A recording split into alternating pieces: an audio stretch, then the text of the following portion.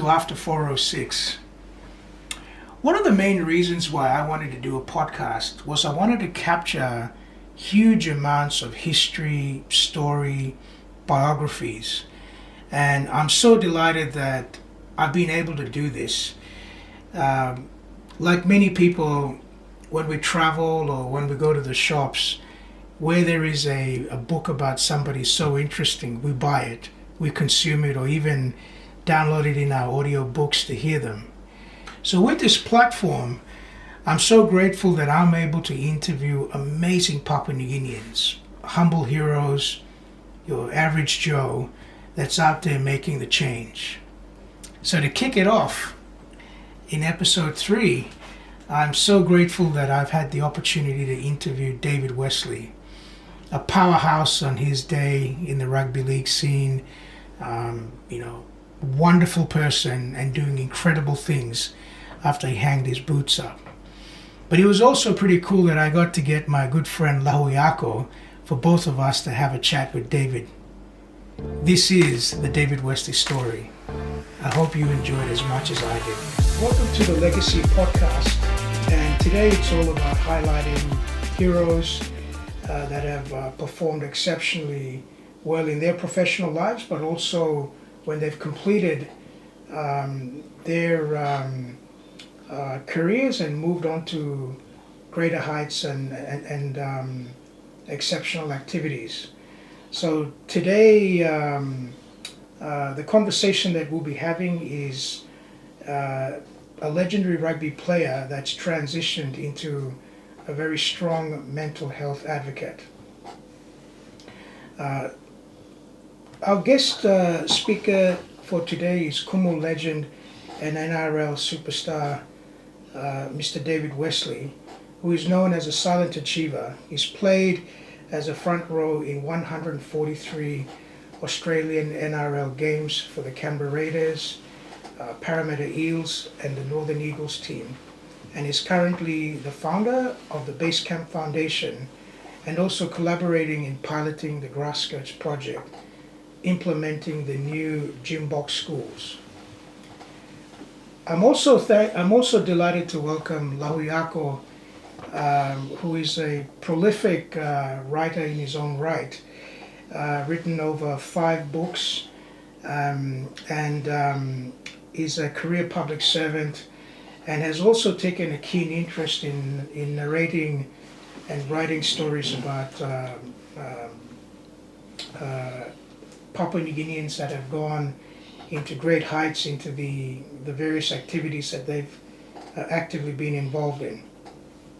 So, David, welcome, and Lahui, welcome. Thank you. Thank you for the invite. So David, probably to kick it off, tell us the journey of David Westley. You were here as a young boy, and then you left our shores, and life pretty much took over in Australia. Yeah. Well, I remember snippets of growing up in the village in Bai Matapit. That's where my families are from. As a young child, father and mother, they were always out working. So my father was a school teacher that came up with his first wife and travelled the country and taught here in Port Moresby as well. And then he transitioned into logging with a logging company.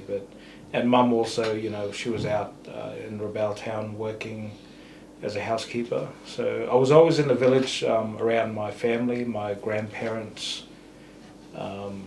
just living that life of enjoying swimming at the beach or getting chased by my uncles and aunties for being naughty. And then there was a point where we moved to Rabaul, and then I went to school there for 2 years, and then my father rushed. He had to go to Alatau for some work with logging, and then being a hero of mine, I automatically wanted to follow him, and I was crying for him, so my mother sent me over to live with him in Alatau. And then went to a little school there, was around some really good families from New Zealand. And then not long after, my father moved to Cairns to go and see a doctor, and not long after he found out he had lung cancer. So he was a really heavy drinker and smoker. So from that news, Mum kind of got us all together. We moved to Port Moresby, where Dad had organised our visas, so for us to move to Cairns and be with him, and then stay with him for his last days, because he got told that he was having about 3 to 6 months to live. And being a young kid at that stage, I didn't really understand what was happening, because firstly he was not around that much, and then then getting to find out that your father was about to die. So it was a lot of confusion, but just happy to go to Cairns and be with him, and a new place, a new school, new environment, which was, I was just happy to be around Dad. So not long after, Dad passed away and left Mum on her own to look after 3 children. That was my older sister and younger brother. And it was a bit of a struggle.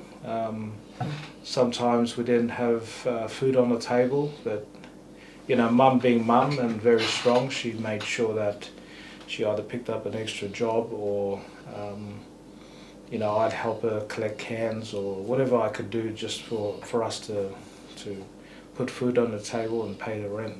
But so we survived with a lot of support from some other PNG families down there that moved around the same time, and also coming into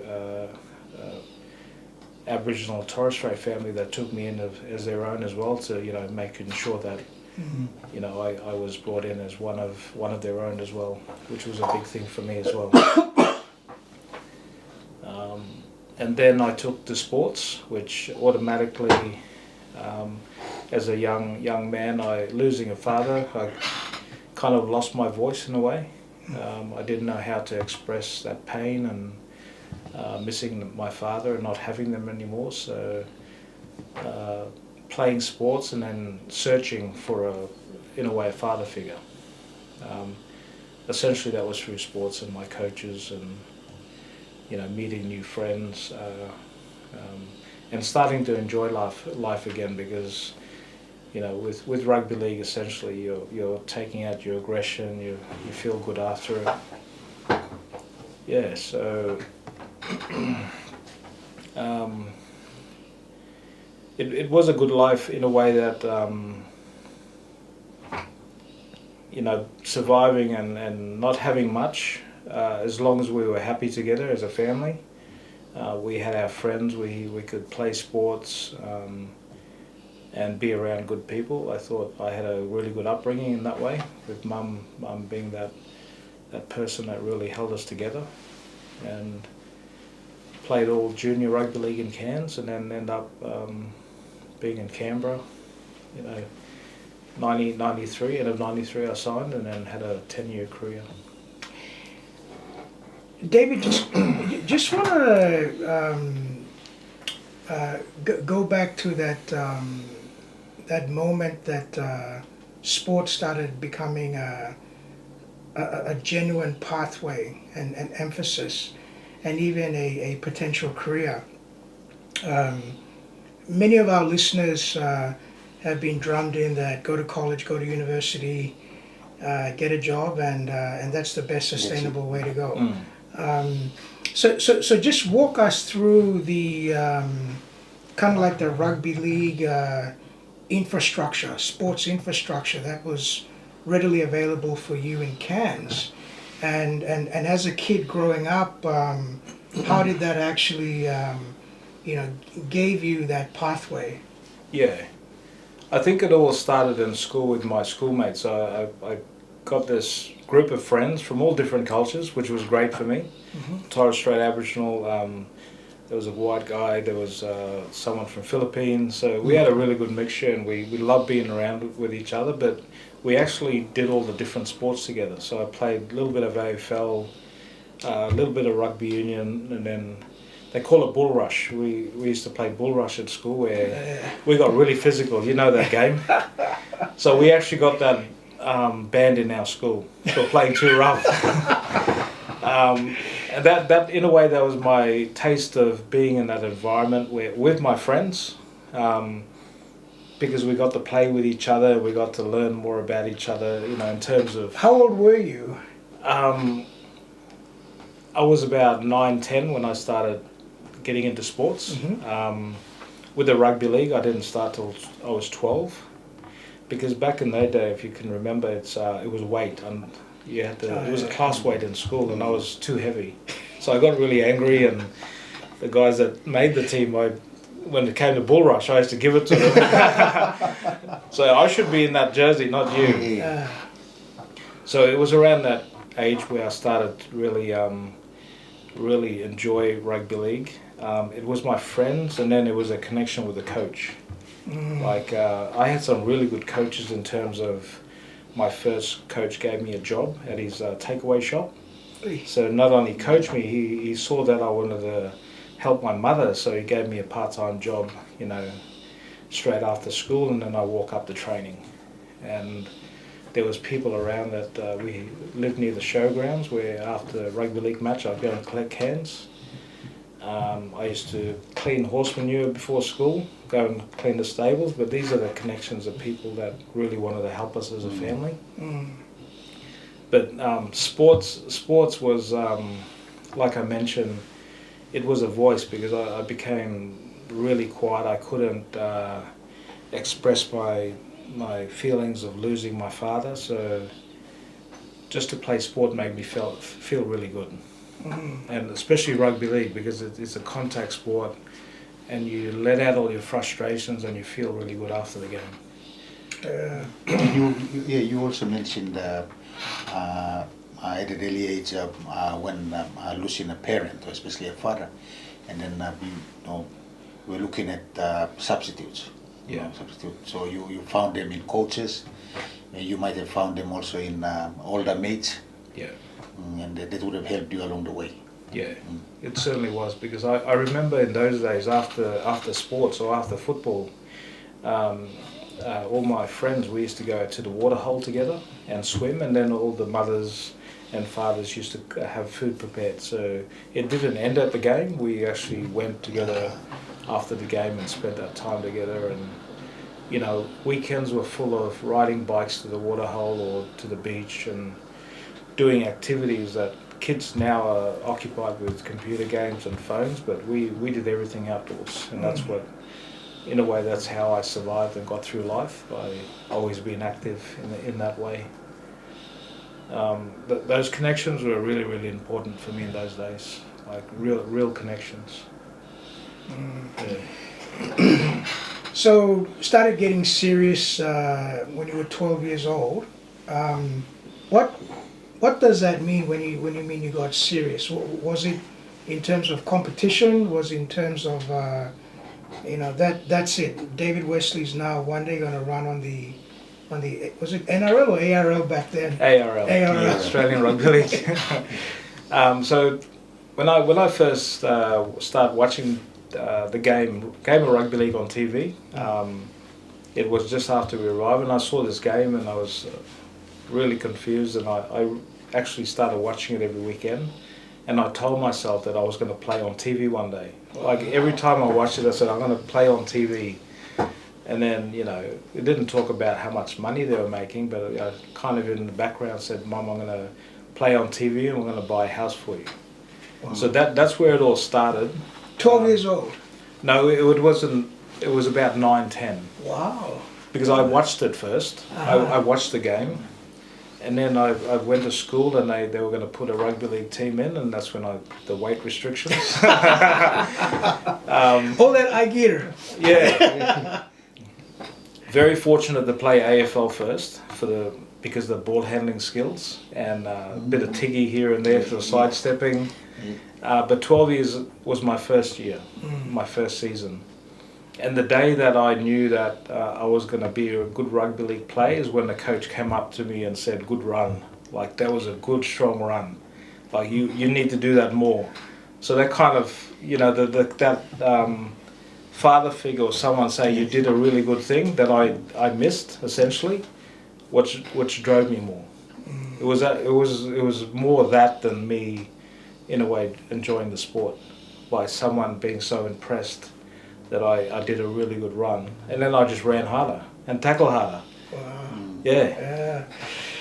Yeah. So take us from 12-year-old David Westley all the way to Canberra Raiders. Yeah. My junior rugby league journey was filled with just really good memories. I played in a lot of good teams. We won a lot of grand finals because, like I mentioned, our mates, we followed each other. We had really good skills in terms of playing all different sports, and I played all the way till under 18s. The coach that we had In Cairns, David? in Cairns, he had won 3 grand finals in a row in that under 18 side, and I was in 2 of them. So in terms of our club, they were really big on family first, and then the coaching of the basic skills of rugby league and nurturing and all that. So we as players were really fortunate to get that. I got some interest from St. George and a few other clubs in under 18s, but nothing really came of it. And then my sister and partner lived in Gladstone, Queensland, so I moved there just to try and pick up a job. And then I met Chris Close, who was a former Choppy Close, a former Queensland and Australian player. I saw him on TV, and he went from being a centre to a front row, so I joined a club that he was a captain coach of, and essentially took this young, quiet kid into a potential NRL player or ARL within 1 year. Wow. By training, because he saw something within me, but he had to take me to that level where it's not touch footy anymore. Training, you need to work really hard to get to that level if you want to play in the NRL, which I really wanted. He gave me a gym program, he gave me some advice, and I just went and did it. I didn't wait for anyone. Just want to zoom back on that junior rugby league journey that you had. For our listeners and viewers, what does a junior rugby league competition actually mean? Just in terms of lifestyle, like in a week, what would you do in preparation for a junior rugby league match on a Saturday? And you're in high school. Yeah. Your normal days of training is 2 days a week, and that's like your 4 p.m. to 5 p.m. Most junior clubs have under 6 all the way to under 18s, and then you have a senior club that's connected with it.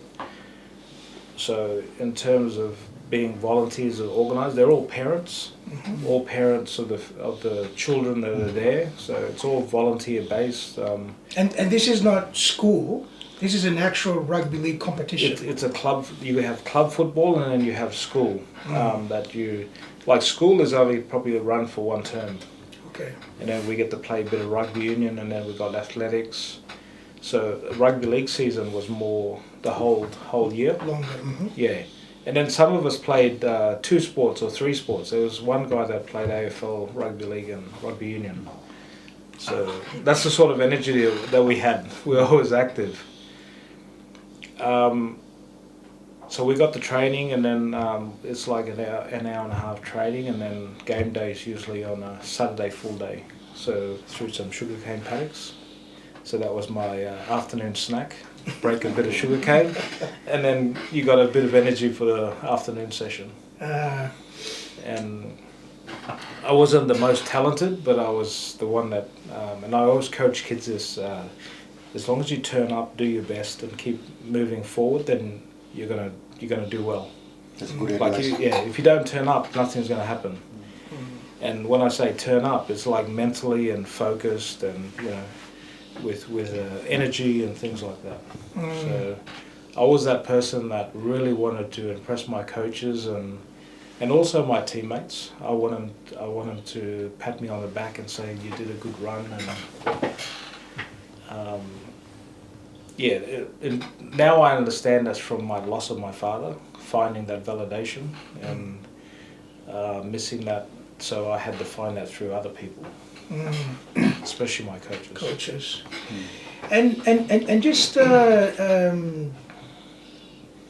give us a sense, what was a Wesley household like when you started getting serious about rugby? What was Mom's reaction, the siblings? Well, it was my sister had moved out, older sister. It was just my young brother. He did his thing. He had his mates and he played a bit of sport. Mum probably had no care for rugby league. So she'd turn up for a game here and there, or when I got a trophy. Like I got a trophy every season for something, best forward or best and fairest, and she'd turn up. But mum had her friends, and they chew together and a bit of alcohol here and there. But mum was more the stability and safety for the house, and making sure that we ate, making sure that we had a bike or clothing, and she always looked after that. And it provided me that space to get out there and do things and have a pair of football boots or whatever it was. She really made the effort to make that happen for me. It's just incredible how that infrastructure is there, and it gave you that option. And we'll probably do this in another episode, but I when I have conversations with PNG Rugby League clubs, especially the ones that are in the Digicel competition, there is that gap on getting youngsters in a pipeline all the way to wearing a jersey and running on the National Football Stadium. And there's always these discussions, how far do you extend it all the way to the Little East, to the 6-year-olds, and then use that as a caption. But saying that, for example, a good friend of mine who's the only female chief executive officer for a rugby league club, Carolyn Mom, when I spoke to her a couple of days ago, she did say that even without extending it down to the 6-year-olds, there's so many that you can grab, and her club is geographically Gulf Iso, so the whole of Gulf province. And so one of her innovations is they're actively going out to the villages and just hearing like who's the best, without any matrix on performance, but this guy can run fast, or he can do this, he can do that. So we're really at a nascent stage in junior rugby, and it's a huge resource base that needs that type of pathway. But just hearing some testimonies from the young boys that she's been able to go on the journey. They've never seen Moresby. They've never eaten so much chicken in their lives. And it's funny because she was the one that's educating me why the boys were saying we're sick and tired of eating chicken. Can we have steak?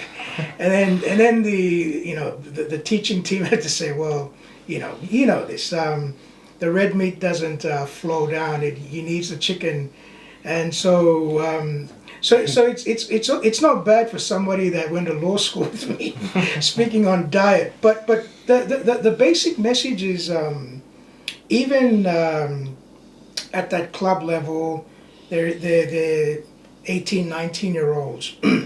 But the fact that they've got come out of the village into the big city. Gulf Iso doesn't have their own rugby league ecosystem back in Karama, so it's pretty much Moresby catering for them. Similar with the Dabaris. But the story of hearing this complete transformation from one day fishing in the Purari to the next day getting into a fitness regime. Yeah. Massively transformational. And I guess just to mirror that experience to yours, if there was an infrastructure that was pushed all the way to 12-year-olds, then that journey would be not just for the club itself, but personal development, all those important things that you grabbed, father figures, opportunities, confidence. So that's an important journey and pathway for PNG. Any questions, LA? Well, I'm just fascinated at the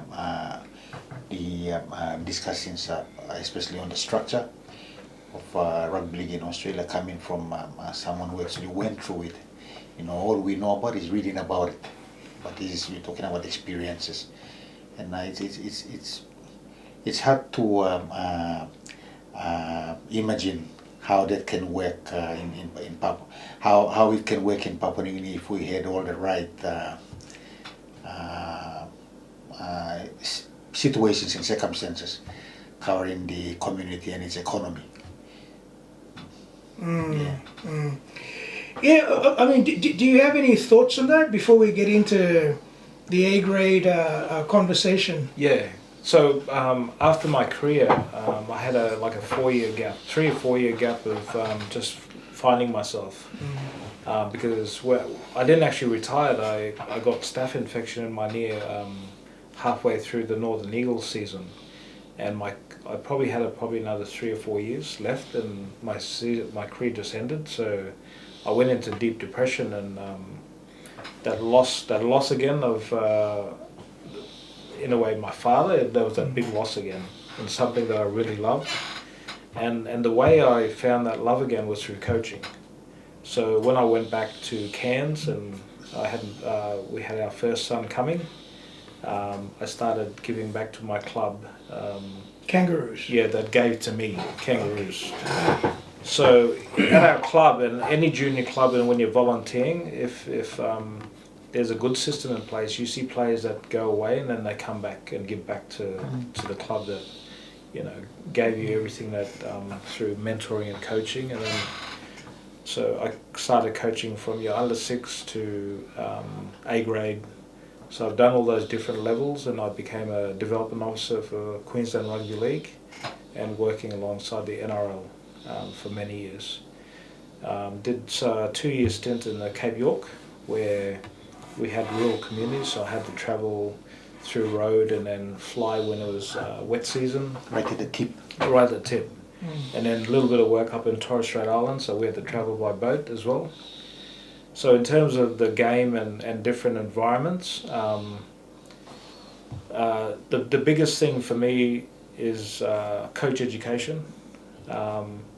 There's too many kids in the country to go and do work with, so we need to upskill our coaches a lot more.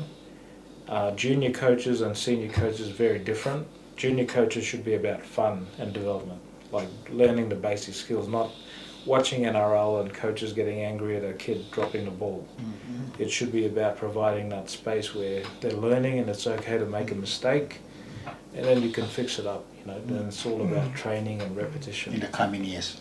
Yeah. And the most joy that I get in watching games are your under 6, 5-year-olds. They can play and they start running in different directions, and some parents go a bit over the top, and you should be running that way. You're going to play NRL. But I don't think we really have that at the moment in our DNA, as in to coach at that level, because we've never had the education for our coaches. True. And that's where we're going to try and push more in the community to get our kids and go and coach them and take them apart. You don't need much space. And that's where it all starts, and the support around those coaches. Mm-hmm. All right, let's talk about Canberra. My goodness, Cairns, Gladstone, and now Canberra. Yeah, just in terms of that 1 year, Chris gave you that opportunity to be with this club and mentor and prep you.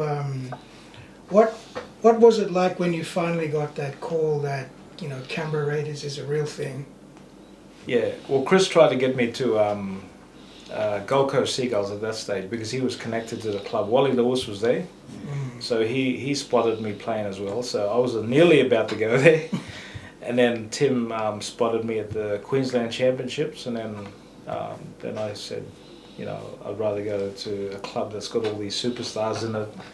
Mel Meninga, Laurie Daly, and I would have got to learn more. So that was a really funny time because I couldn't comprehend where I was, what sort of environment that I was going to go to. I just signed with Canberra.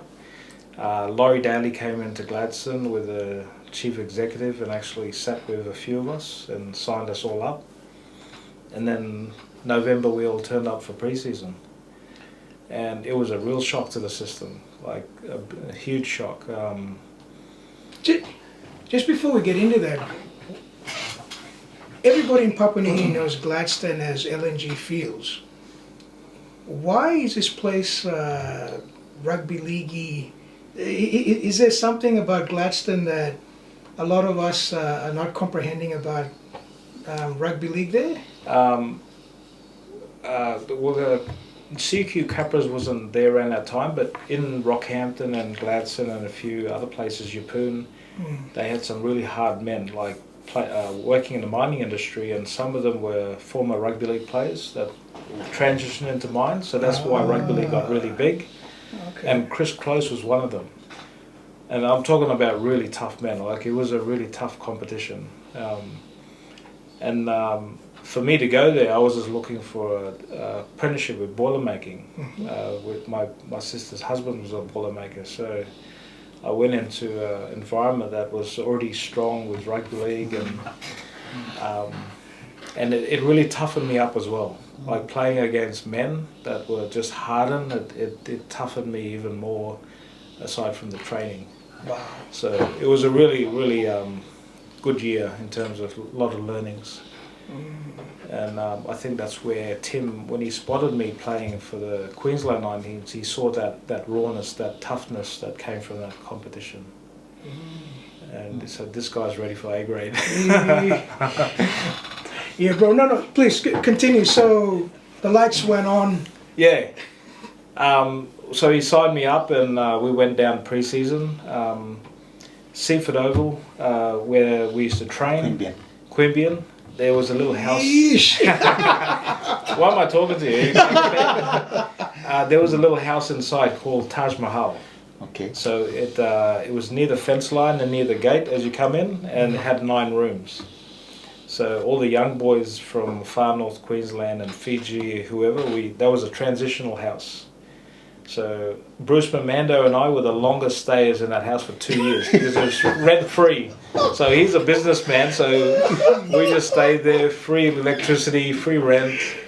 But we had Noah Nandruku come through there, and Ruben Wiki. Yeah, we had a few players transition, but it was too comfortable because there was a nice big heater in the middle of the lounge room and for winter. But in terms of in terms of the training, it was just a whole new level. It was, I fainted, I threw up, I wanted to give up, I wanted to go home, but the thing with the club at that stage, there was really good support. Like Tim was a great coach, and he had really good coaching staff and good people as part of the club, and that was that thing that really stopped the homesickness as well. After a little while we got used to it, we didn't want to go back home. That was our home. New home. Mr. Canberra Raiders? He's dying to ask a question. No, it is fascinating because over the years I've asked around the reason why the Raiders left from Queanbeyan into Bruce. And you need to confirm this, and I was told that no, because there was already enough New South Wales clubs, so we had to move into Bruce to make it like we were an ACT club. Yeah. So Yeah. it was fascinating. He knows more than me because that's all new to me. It was fascinating, and then the Queen Ben List Club is where you have all the original the foundation player, all the photographs there, and that's when I asked the old people, hey, Yeah. how come not Bruce? And they told me, no, it was here. But then when they did a count of all the New South Wales club, they said no. I think that it was about sports, getting a spot in the comp. So if you came from another state, Yeah. you would have a much more bigger chance in being another New South Wales club. Yeah. So they had to relocate from Seyfert to Bruce. Yeah, and we're trying to grow the brand and grow the numbers for members as well. Because we used to do a lot of travelling to all the different towns around Canberra and do a lot of activities during pre-season. And that was one of the biggest things that Tim really pushed as well, that we really connected the community, making sure that we didn't get ourselves into not so good situations, which it did anyway. But social media wasn't as big then, so... Lucky you.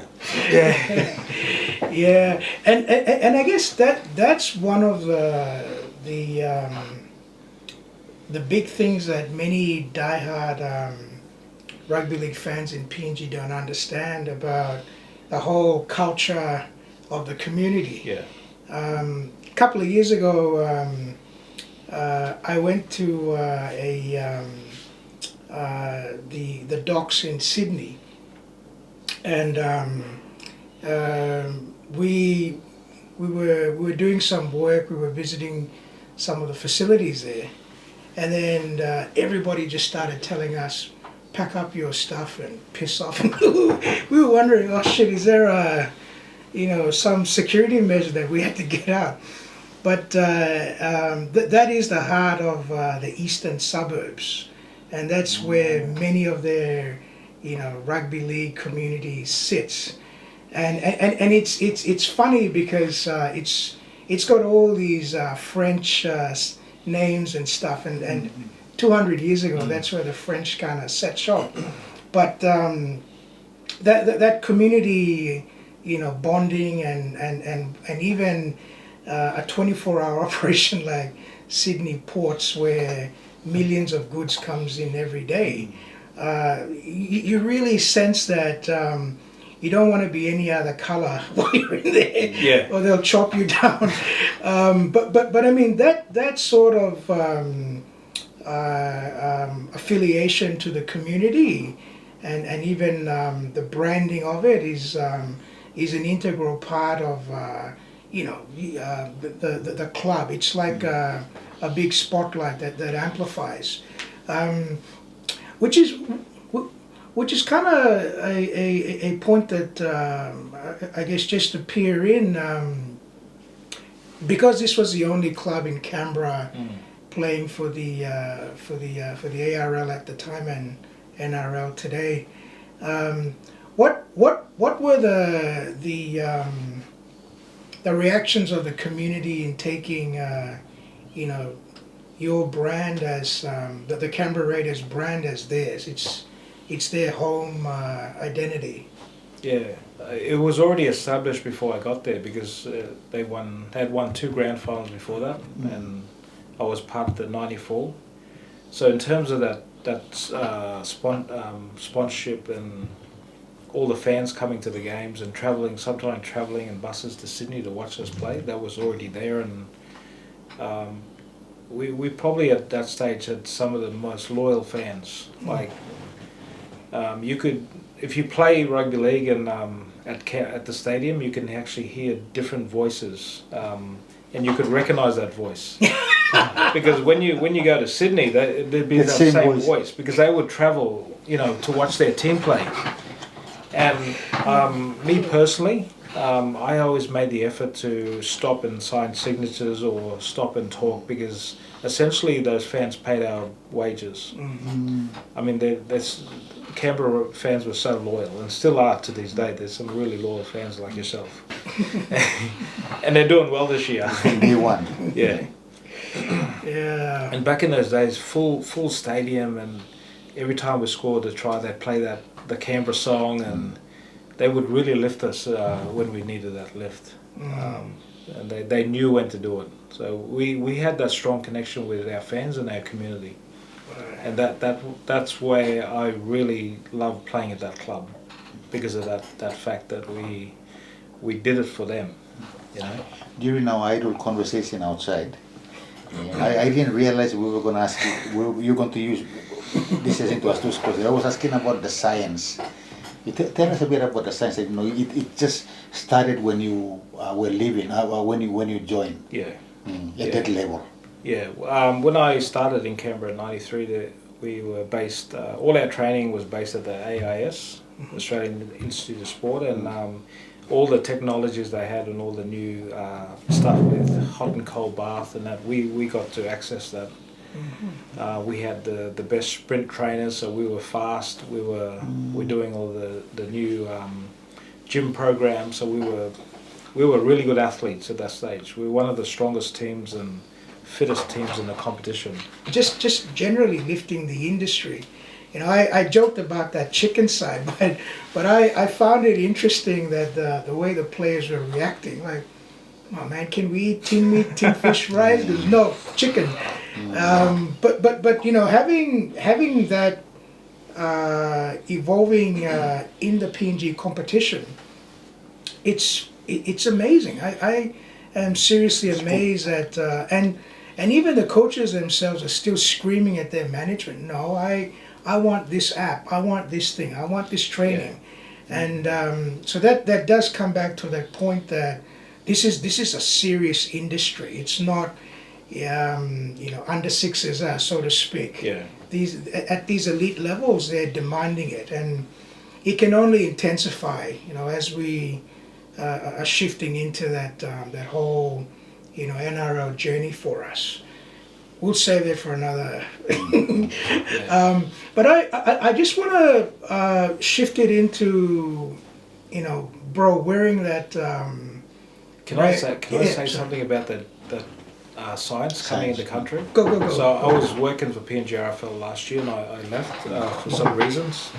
So the thing is, they got a GPS in the back of their jersey in the neck, and that the GPS will track your distance of your running, and actually track your speed as well. So the fullback will be running at a certain pace, and so many Ks. So from that data, you can just say, the coaches will get it, and they'll say, you've done a lot of Ks, and you might have an off week. We will might rest you on Tuesday, and you might do something else.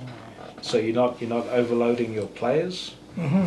And if your forwards are running too slow, or they're not, you might have to drop the training because maybe they're tired, or they're going to work on their speed work. So all this data is put in place for the coaches to, but there's a transition that the coaches are starting to learn this and adapt to using it for their training and their gym work. But my thing, and I am very adamant in this, you cannot use all that data if you don't know how to coach. Yep. If you don't know how to have a connection with your players, you're not empathetic for their mental health or that what they're going through at home, then why have all this data there? So I will always transition them back to that. The people factor. The people factor. And Wayne Bennett is good at it. Craig Bellamy is good at it. There's a lot of coaches that are really good in that connection with their players. And we need to work on that with our coaches. People factor. Yeah. I agree. So, getting recognized A grader, and I guess you're one of the very few people that probably had the opportunity to wear a different jersey than a Kumu jersey. Yeah. What went through your head when you were actually given that option? Yeah, it was a funny thing because I went in, I moved to Australia, played rugby league. I didn't think about Kumul or Australia. I just enjoyed playing rugby league. And then I got picked up by Canberra, and then the focus was on Canberra and making A grade. There was no PNG Kumuls, no Australia. And then I think where it came in is Adrian Lamb had made the State of Origin side the year before. And then he could play for the Kumuls. That started being a news thing, and I said, well, you know, I'm a Papua New Guinean. I still have my passport. You know, that but still focusing on playing every game every week. And then I got talent spotted where the Origin selectors were watching me play.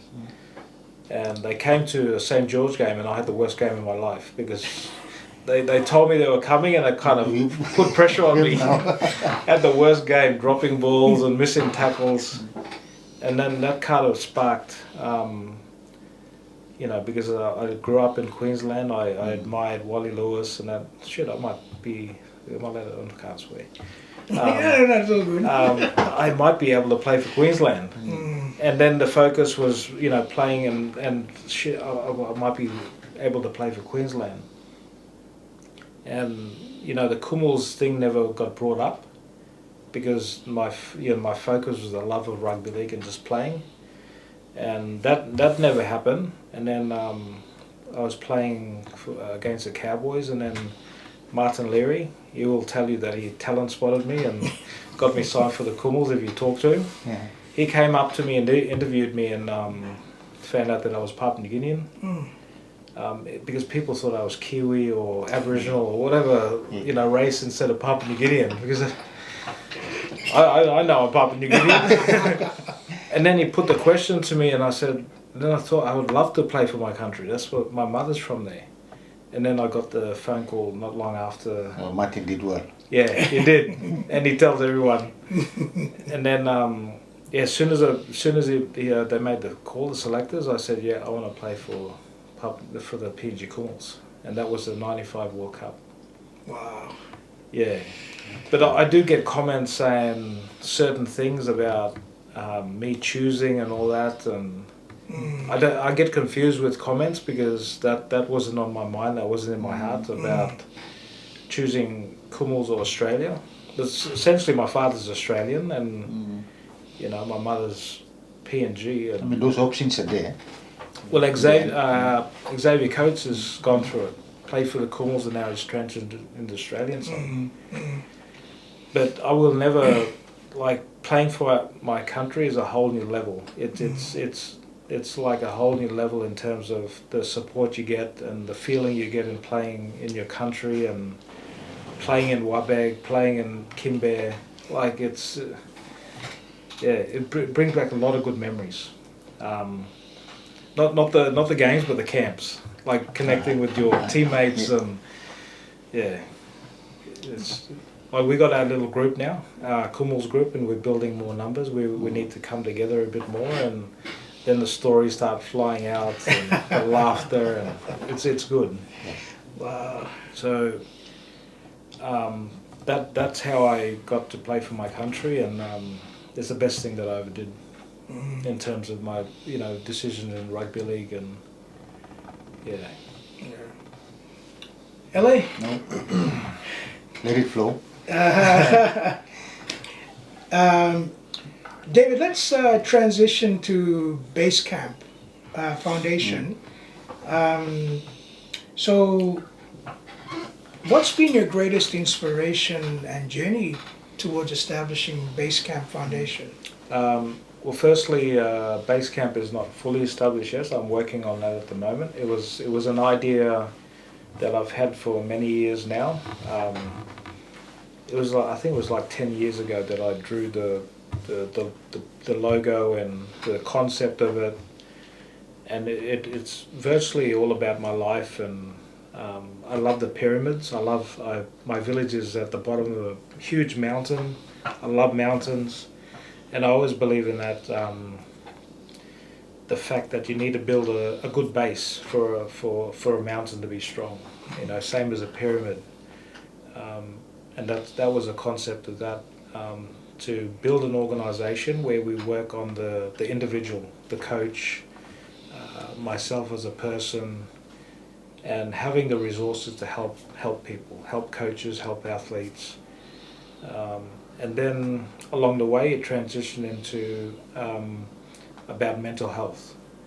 So when you're running coaching courses or you talk about being a coach, we don't bring those things into it where you might come across where you have an athlete that's going through problems and this is how to approach it. because they look up to you, then you will essentially help that athlete out. But it's knowing what to say, or passing them on to someone that's more of an expert. So even till now, it's evolving and how I see it, because the more discussions I have with men, especially in Papua New Guinea, the more we have different environments across our nation, how we do things, and yeah. So Basecamp itself, essentially, it's my life. It's about my life and building that strength within me, and then wanting to climb a high mountain of my goals. But how do I need to do that? Well, I need to strengthen myself first, and get as much resources as possible to do that, and it's about helping others, connecting with others. So still on the Basecamp, the foundation you mentioned. When you were at the Raiders, did you go do community awareness and stuff that could have also pointed you towards this direction later on after rugby, like going out to the communities, to schools, to talk about leadership or being a good person to the kids? Yeah. I think it just came out naturally, because with my club, through the coaches, we had some really good people and good families. So everything that I listened to and I gained, it was already in me internally. But even when I joined a club, I was a really quiet person. It was I like outdoors and I like working with kids, so I just do that through sport. And then you just give some certain advice that you need to eat healthy foods or whatever it is, but it wasn't around the mental part of it. Okay. That was a bit later when I started finding out about depression myself. I didn't know the word depression or mental health till late in my years, and then that's when it got a bit stronger. That there was the idea that if I didn't get help, what are these athletes? What are they going through? We all need that bit of help or someone to talk to. Yeah, probably just to stay on that a bit.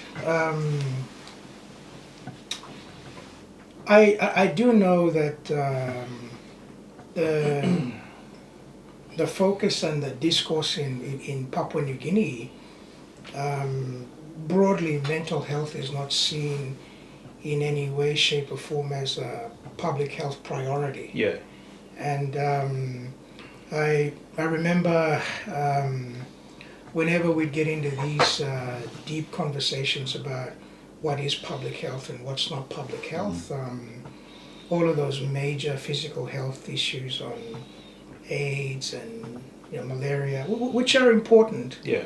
But this particular space was completely, not put on focus.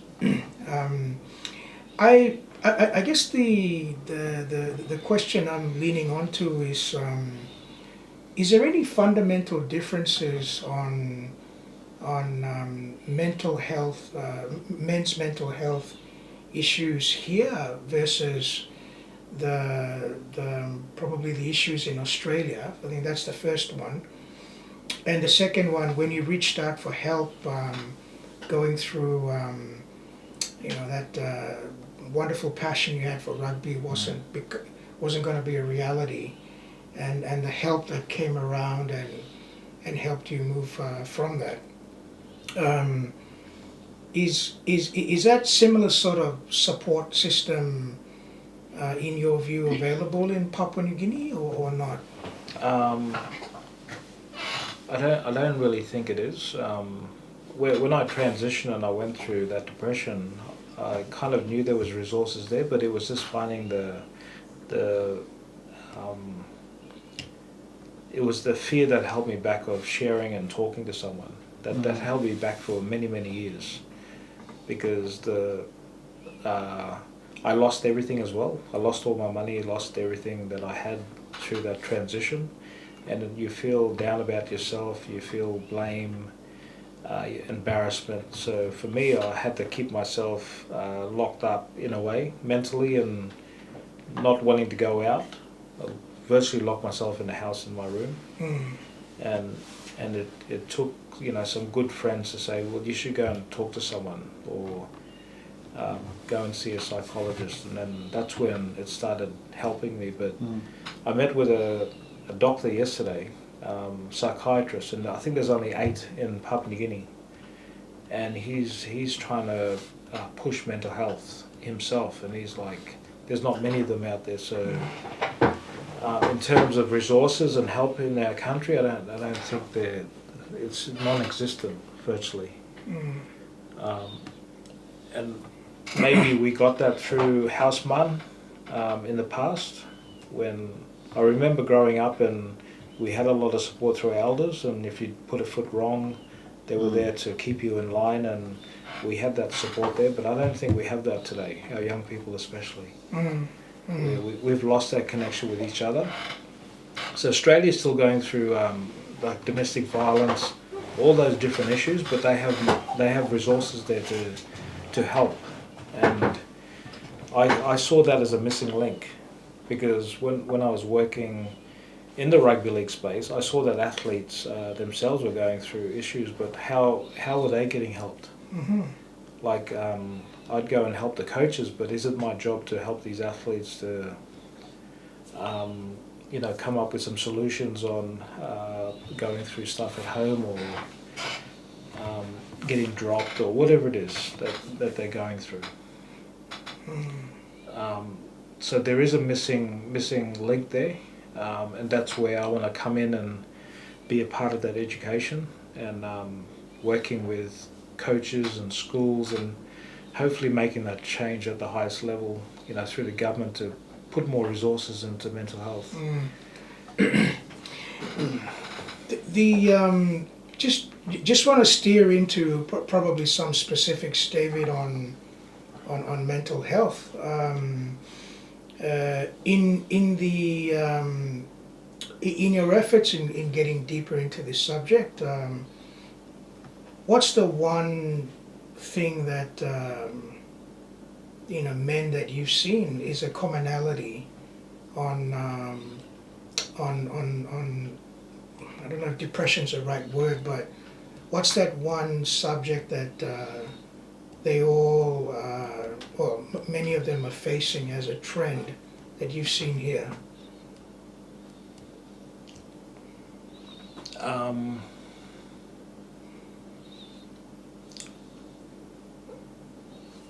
It's very hard to choose, very hard to pick.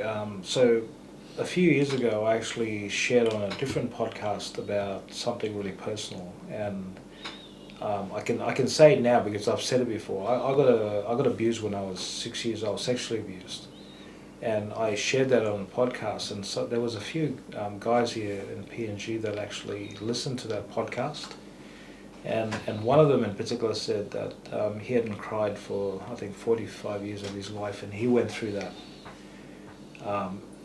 I can see this there. Most of my friends or men that I usually hang around, it's like masking that inner child that they want to hug, or they want to cry, or they want to share feelings, and they can't because they're fearful of to express that things that are happening inside them. I can only say that because I went through it, and then that's my thoughts on, you know, holding in everything and not being able to release it. It just builds up, and it might turn into violence, it might turn into something else. And over time, I really think our men need more help. You know, we just need to come together and try and help each other out, and listen more and more empathy for each other. Yeah, it's a very complex situation. Like we don't, I mean, talking about this now and sharing with others in our country, it's all new. It's all new, and the more conversations we have, and the more opening up we have with each other and normalizing it, I think we'll start healing. Yeah, all of us. You can't do it alone. I agree. I agree. I think the way David's advocating it also should also lay a platform that gender issues are not usually should not usually be targeted at the female gender only. See, every time we start talking about gender issues and gender balance, it's always focused on females not getting this, and then we now we tend to forget that men also go through problems. Yeah. And that it's the best way to come up with those platforms and say that the men go through these problems also when we're talking about gender issues. Yeah. I had a podcast on Sunday with Ruth Kissam, amazing activist on human rights, and the subject of that podcast was, why is violence normal? And she went through a fascinating dialogue. One of the big things that she mentioned was we've tolerated a particular way of identifying violence, and we've tolerated the fact that men will do this. And we've also tolerated everything around what that identity brings. But we've completely missed the story that what's driving them is this deep, pressure cooker. And that's where we keep on missing the boat in looking at what's in the pressure cooker. We only see the result of it, as you correctly mentioned, David, when it becomes violent, when it becomes something else. I definitely see that the way that we've tolerated so many things around us, we're not really understanding why it's like that. And part of the journey that I'll definitely be interested in tracking how your organization is evolving is how you actually unscrewing that pressure cooker and then getting people to see as it is. Every subject matter would be uniquely different. Yours was that horrible incident of child abuse, and God forbid that there are stories out there that are unfolding, but it's that actual pressure cooker mentality that no one's actually putting a spotlight on. We're looking at the output that happened, and yeah, it's I find that extremely critical in everything that we're undertaking in the country.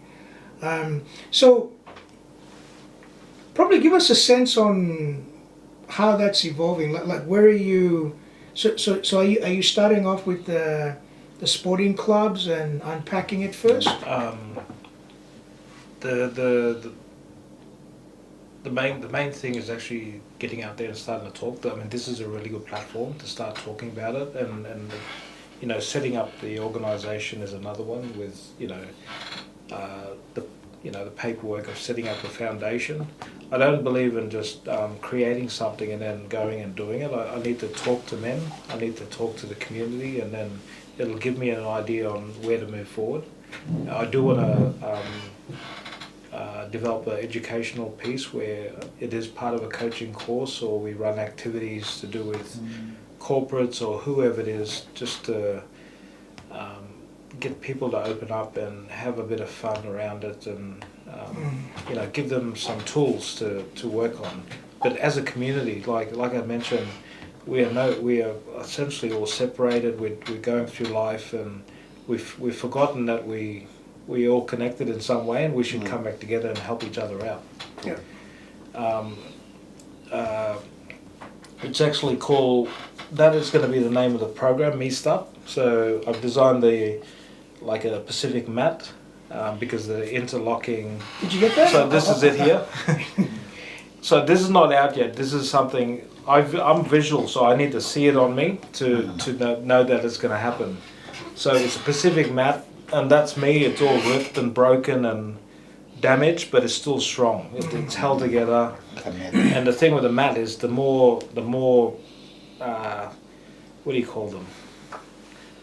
The more weaving that you have, the stronger that's going to be. Because like you think about it, we're at this mat at the moment. There's missing pieces, and we're separated, but we just need to get that mat strong. Like, and as you know, we all sit down to the mat together. In the old days, you sit down and you talk, and you bring the community together. And the word Mestap is I'm here. It's just telling someone that you're with them. I'm here for you. And in terms of saying that to yourself, I'm here. Like, we need to fix ourselves first before we go and try and fix everyone else. And to have that. And when I think about my childhood and growing up until now. If I didn't have these safe places, which is my football team, in our house, within Canberra Raiders, I don't think I'd be here today. I'd be probably either dead or in jail, because they kind of kept me in an environment where I knew I could get out of something. Because all this stuff happened to me as a child, but I still have some good people around me to make those choices. And some people that get into bad situations, they didn't have any safe place. They only knew one thing. They only knew how to beat their wife or do things because that's all they know. So I think we just need to create those safe places through men coming together, or young people and men. It's a work in progress. No, it's exciting. It's evolving, and it's a work in progress. And this discussion today is giving me more ideas and thoughts and knowledge, because I don't know everything. Like, I'm very new to speaking about mental health. I don't know the science of it. I just know what I've gone through, and really appreciative to have this platform to talk about it. And the mat is symbolic too. You gather to meet, they put out the mat for people to sit on and talk. And it starts from talking. Mats, Like I know in some ancient cultures, Semitic and in the Middle East, threads in scarves and clothing, it's symbolic of relationships and communalism. The tightness of it, and so it certainly resonates in those societies. Just two more questions, David. My team's just written here. Could you share your experience collaborating with the Grass Skirt projects, impacting creating safe spaces for young men and women? I've been working alongside my wife now for the last 6-7 years, facilitating rugby league programs in terms of the Grass Skirt project. So we have the Lahui Ako, which is a rugby league nines tournament, and on the side we have a health expo. So we invite NGOs and all different providers. It could be the domestic violence unit or eye testing, anyone that wants to come and showcase what they're doing within the community. And then we run a rugby league tournament, which is 12 women, 12 men. Through partners and sponsorship, they get a full kit of brand new jerseys, or PNG art by some artist. And we run a professional competition at Santos Stadium. So we've run that 3 times, 23 being the last one, very successful. And we have a gym box, which is a converted shipping container into a functional fitness gym that will be targeting schools and churches. So why church and schools are churches? Because they're common ground. Like all young people can access it, and church, of course, it's a safe place. And then we run a program called 10 Million Strong, which is a leadership program to do with behavior change. So yeah, it's been really fun working with the organisation. So I get to coordinate the gym boxes going into schools. I get to work with the coaches and to mentoring them and working with them. And the exciting part for me as a rugby league player is we're going to infuse rugby league into the curriculum with the 10 Million Strong. So when we talk about conflict resolution or gender equality, we're actually going to do that as part of the training on the field. So the way we structure it, the girls and boys playing together, it's going to be like a fairly new concept in terms of a long-term program. Bro, just I guess our last question here is what piece of advice would you give to your younger self when navigating challenges to maintain mental well-being and, you know, coming to be a man, being a man? That's a hard one, eh? So I tend to, something that comes straight in my head when you ask that question is everything's going to be okay. Don't have too much fear or stress out too much, because if you just ride that period of time, everything's going to be okay, and be around good people. Because if you go in deep in depression and all that, it just stunts you in life. Yeah. Yeah, it's that simple. It's, you know, everything's going to be okay. Yeah, agree. Be around good people. Yeah. Yeah. You have to be. You're growing up, you were around your friends, good friends. Yeah. That's what saved my life. You all supported one another. No, let's all do this. Yeah. You know, I'm going to, no, come, let's go this way. So you all, the mat. Yep. Yeah, That's it. that was my mat. Yeah. All different coloured mats. David, thank you so much. Thank you. Thank you so much for this, and yeah, definitely would love to have you back and bring the missus. Yeah, I'd be really interested to hear how she's going with that grass skirt project. Yeah. Oh, she would love to share.